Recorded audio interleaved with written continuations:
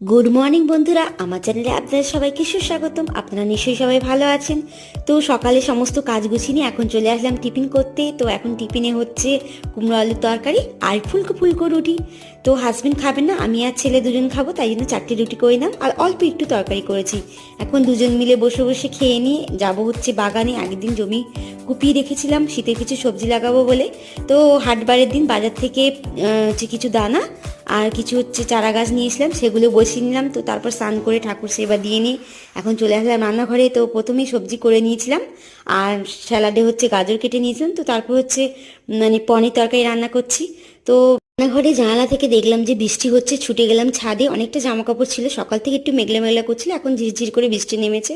জামা কাপড় অল্প একটু ভিজে গেছিলো, তাড়াতাড়ি করে তুলে নিয়ে আসলাম। আর এদিকে আমার তরকারিটা হয়ে গেছে, তাই ছেলেকে ভাত বেড়ে দিলাম। তো ছেলেকে গুছিয়ে দিয়ে ছেলে আর আমি দুজন মিলে খেয়ে নেবো। চলুন আজকে ভিডিওটা এই পর্যন্ত। ভালো লাগলে লাইক কমেন্ট করে দেবেন।